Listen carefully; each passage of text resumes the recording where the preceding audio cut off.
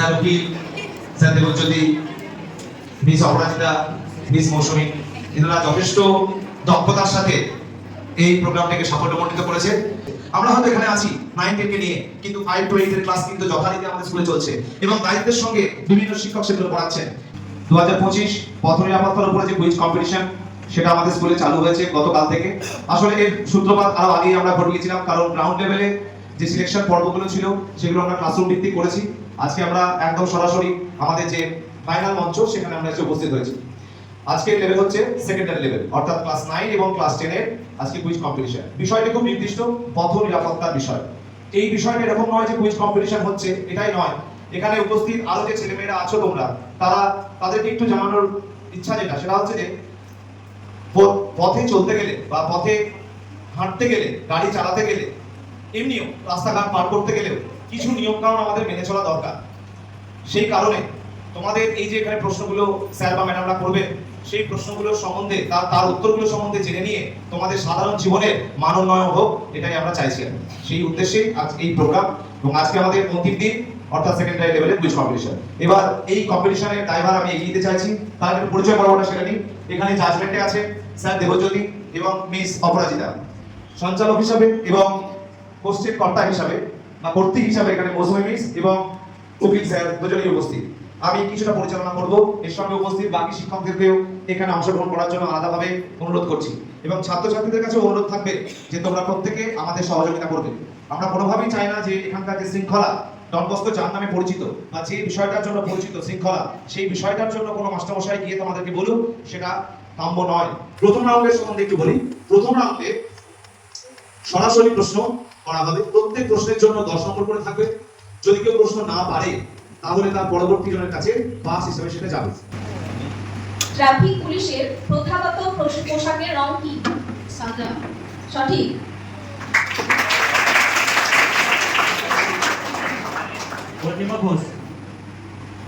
বাচ্চাদের সড়ক নিরাপত্তা বিষয়ে কোন প্রবন্ধটি পড়া উচিত? ট্রাফিক সংকেত প্রথম কোন যানবাহন চালানোর জন্য ব্যবহার করা হয়?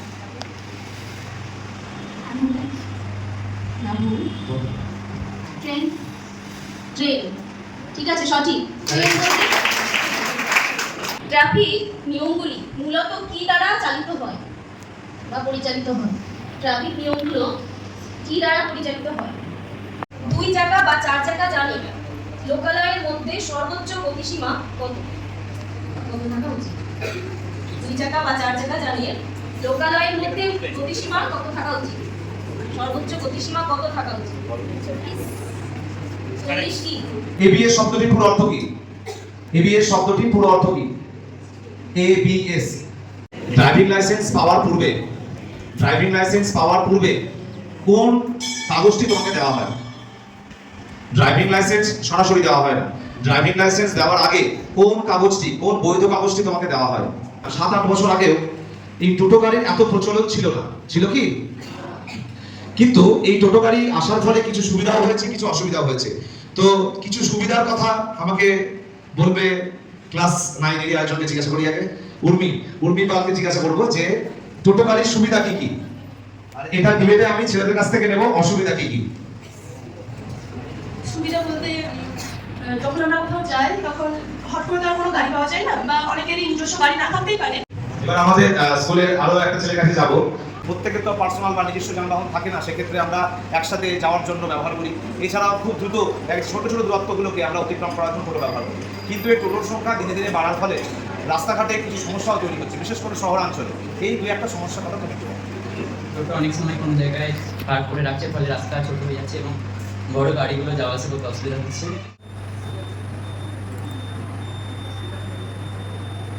প্রথম সিগন্যাল চলে এসেছে, ব্ল্যাক কালারের বোর্ড, তার মধ্যে ইয়েলো কালারের একটা বর্গাকার বোর্ড, একটা তীর দেওয়া আছে। সেই তীরটা দেখে বলতে হবে এটা কি বোঝায়। Height limit.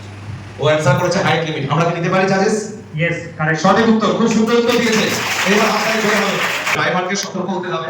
হসপিটাল আছে, অনেক সময় ইমার্জেন্সি পেশেন্ট নিয়ে এদিক ওদিক থেকে লোকজন আসতে পারে, অ্যাম্বুলেন্স বেরোতে পারে, তাই এই জায়গাতে সতর্কভাবে গাড়ি চালাতে হবে। হর্ন ব্যবহার করা তো যাবেই না এবং স্পিডটাকে কন্ট্রোল করতে হবে। বিচারক মণ্ডলীর কাছ থেকে চূড়ান্ত তালিকা পেয়ে গেছি, সবাই উৎকণ্ঠার সঙ্গে বসে আছে। তো হ্যাঁ মেধা তালিকাও বটে। তৃতীয় পজিশন পেয়েছে Zinia Tanzim, class 10B, roll number 32। Please stand up. Zinia Tanzim third position পেয়েছে আজকের কম্পিটিশনে। সেকেন্ড পজিশন 37 পয়েন্ট পেয়ে সঙ্কেত Kisku, class 9B, roll number 15। এবং সবশেষে লাস্ট রাউন্ডে ব্যাপকভাবে নাম্বার পাওয়া এবং তার সঙ্গে সঙ্গে দারুণভাবে শুধু নাম্বার পেয়েছে বলে না, উত্তর দেওয়া এবং সব দিক থেকে সে অনেকটাই এগিয়ে 84 পয়েন্টস নিয়ে সম্রাট দাস আজকের বিজেতা। অর্থাৎ আজকের কম্পিটিশনে তোমরা তোমার সিজনকে সামনে আসতে অনুরোধ করবো প্লিজ। জাজেসরা এগিয়ে আসছেন, স্যার উকিল, স্যার দেবজ্যোতি, মিস অপরাজিতা, মিস মৌসুমী, এনারা যথেষ্ট দক্ষতার সাথে এই প্রোগ্রামটাকে সাফল্যমণ্ডিত করেছে।